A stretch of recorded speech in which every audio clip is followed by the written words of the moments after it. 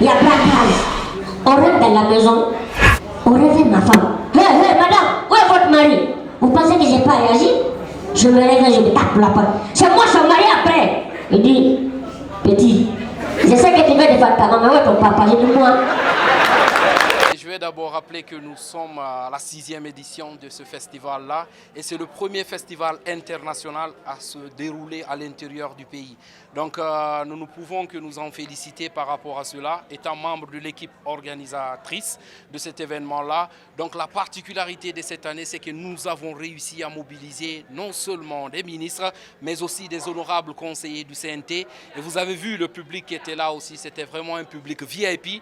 Donc nous avons bien commencé cet événement-là avec, disons, on a bien commencé les activités du phare avec des formations depuis le jeudi.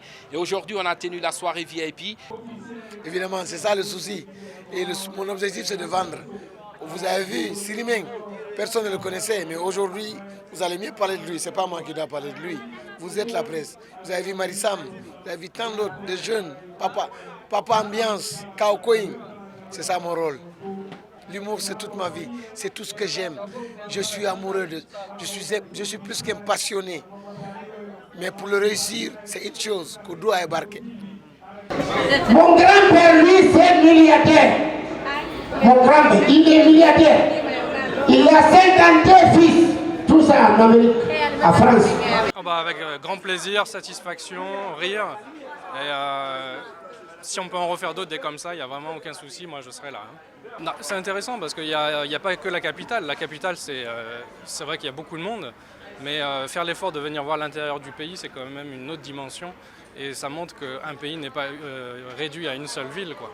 J'ai eu beaucoup d'événements comme ci, mais bon, je ne me suis jamais amusée autant qu'aujourd'hui. Et je remercie ceux qui le font déjà, parce que ce n'est pas donné à tout le monde.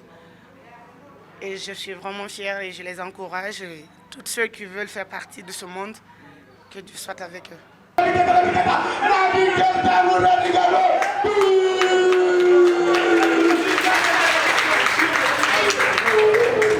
En réalité, est-ce que vous avez appris ça dans l'histoire?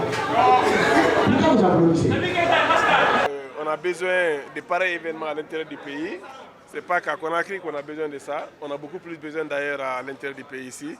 L'honorable Mamadou Tog est à féliciter, à encourager, à accompagner. Et j'espère bien que les années prochaines, nous serons beaucoup plus présents à ses côtés. Et non seulement moralement, mais aussi, Inch'Allah, techniquement, matériellement et financièrement. Sophonia, c'est l'université la plus équipée au monde. 245 000 et demi de ventilateurs par salle de classe. Oui, seulement 2 qui fonctionnent.